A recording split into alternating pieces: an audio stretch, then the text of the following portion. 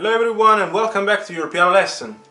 If you are here for the first time, I am Gianluca Fronda, pianist, composer, piano and composition teacher. If you want to discover interesting facts about me, you can watch the introduction video of the channel. I'm leaving the link below in the description, where you will find also the link for my artistic channel in case you are interested in original music and covers.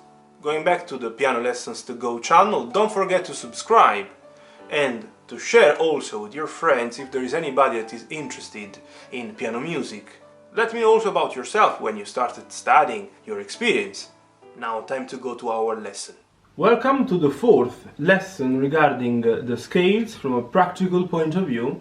Today we are going to talk about the two remaining scales on the circle of fifths using sharps, and they are the F sharp major and the C sharp major, or we could even call D flat major, because as you have discovered in the previous videos, the C sharp major is matching the D flat major, and I show you what I mean, and I will also explain why I want to talk about these two scales.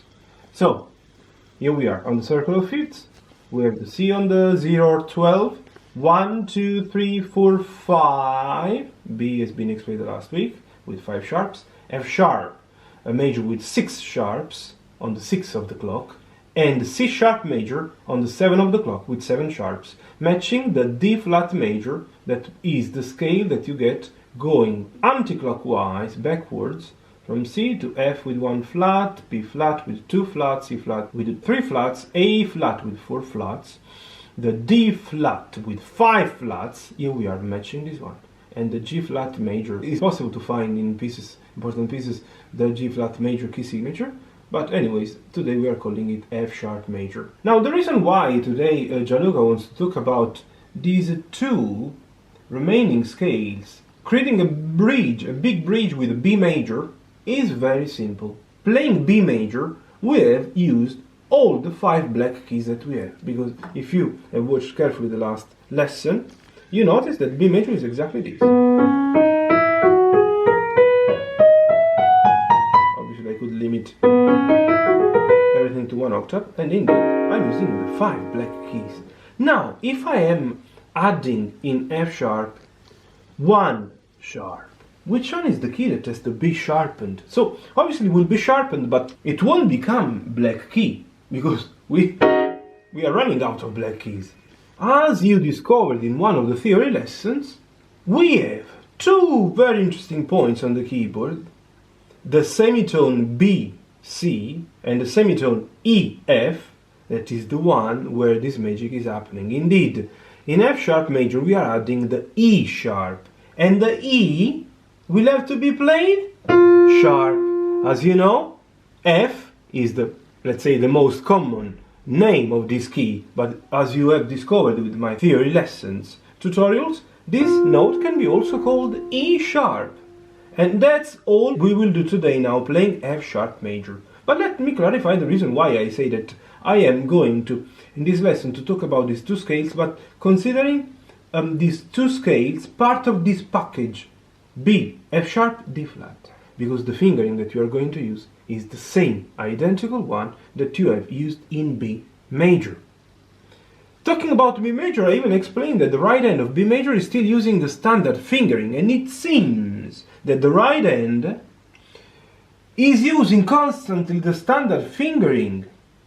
It's the block of 1, 2, 3, in the B major was 1, 2, 3, 1, 2, 3, 4. Obviously now it's not that visible if nobody tells you, because we're talking about F sharp major and playing F sharp major. Look, we are starting from the F sharp, having the thumb here that was in B major here, and it will be thumb passage. Here it seems to be like B major, yeah? And here we are. This is what you will do playing the F sharp major. The left hand, same story. In B major it was, we started from the 4th, clarifying that anyways the 4th is in substitution of the thumb, because after you play 1 octave, you realize that the finger that you have to use to play the B has to be the thumb. And now, talking about F sharp major, we start from the 4th finger, doing 4, 3, 2, 1, 3, 2, 1, fun playing the E sharp, and here we are. Now, let's play anyways, one by one, the scales. First of all, right hand, 1 octave, left hand, 1 octave, ends together 1 octave, and then right hand 2 octaves, left hand 2 octaves, and then ends together 2 octaves. What I've explained now regarding the F sharp major will be valid also for the C sharp major, but I will help even more explaining how then, moving from B to F sharp to C sharp, you can understand if you're playing it correctly, and how you can memorize properly the scale, being 100% sure that you are not wrong, because there is something that is very easy. In B major we had B and D. If we have all the black keys, the white keys in B were B and E. The difference in between B major and F sharp major is that, pay attention, F sharp major now doesn't have E but has the one that we might call in a very practical way F, and the B. So E sharp equal F and B. And this is the only difference in between B major and F sharp major that makes it very, very easy to be understood and played. Now, right hand, 1 octave, F sharp major.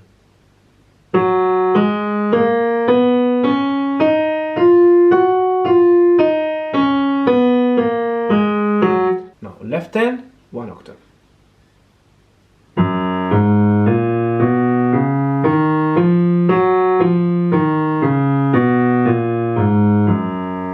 Now F sharp major, 1 octave, hands together.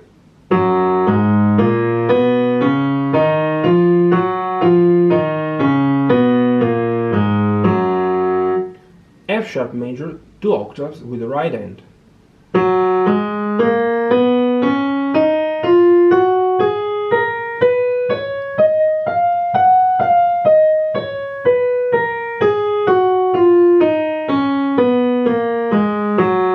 I want to also clarify that many students like to keep at the end 4 and 5. Also, obviously playing because F sharp major in general is played 2 octaves. So I have shown you this in this way. I've used for the E sharp and the F sharp 1 and 2 just to help you even more understanding the real patterns. If you want to use 4 and 5, you're more than welcome. Left hand 2 octaves.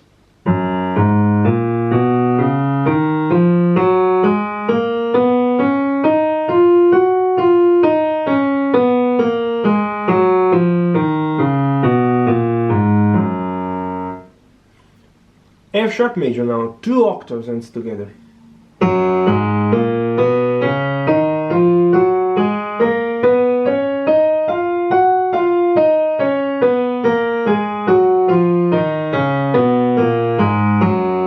And now to have, as usual, a bit of fun, F sharp major, 2 octaves, hands together fast.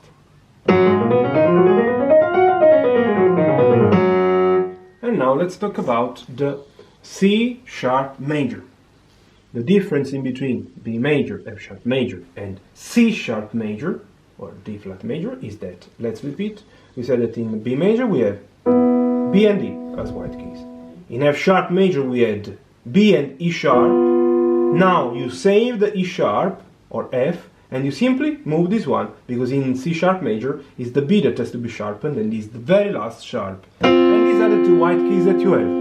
This is something that I've discovered after many years that helps so much, makes it so easy, because these three scales, B, F sharp major and C sharp major equal D flat major, they are all of them using the 5 black keys. 5, that's all. Now it's all about moving, shifting these 2 remaining keys. Obviously we have 7 notes, and it is always that the white keys in these 3 scales are just 2. Now, right hand playing the C sharp major equal D flat major. 1 octave.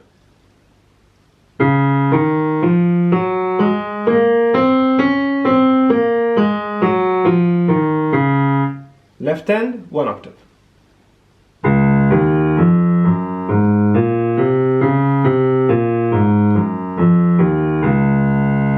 Hands together, 1 octave. I'm playing low, in this way the camera won't have any problem capturing the notes and the fingers.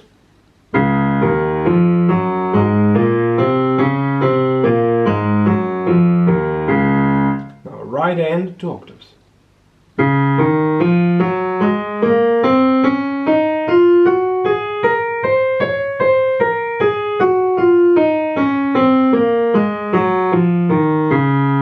left hand 2 octaves.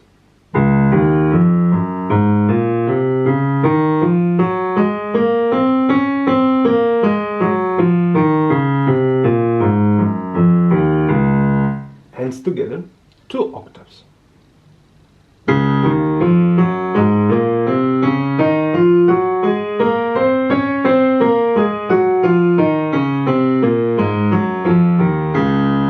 Hands together, fast, 2 octaves.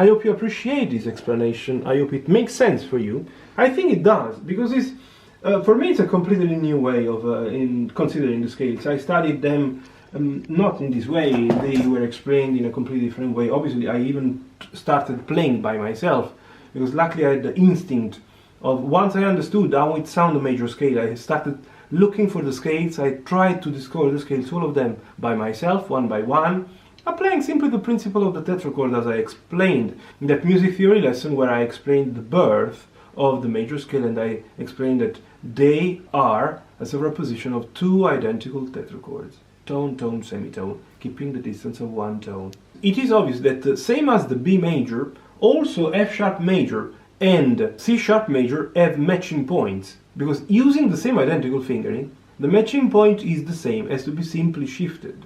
And which one obviously would be? In F sharp major, the first matching point would be on the 2nd note. On the 4th note, on the 7th. So let's repeat. In F sharp major, matching point on 2nd note, 4th note, and 7th note. And obviously again.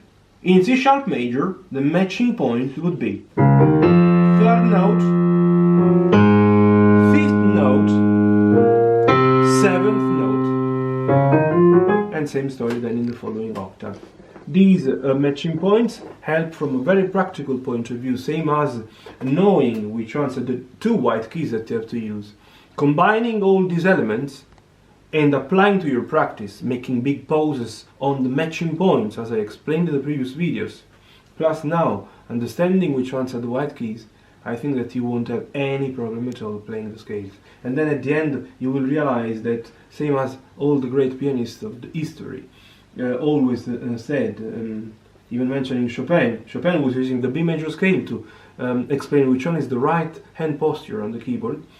You will discover that these 3 major scales, the 3 major scales using the 5 black keys, are the easiest ones so far. Easiest, really. Anyways, I hope you're appreciating these videos, these tutorials. Let me know how things are going. If it's the first time you're landing on my channel thanks to this video, don't forget to subscribe and see you in the next one. All the best. Cheers.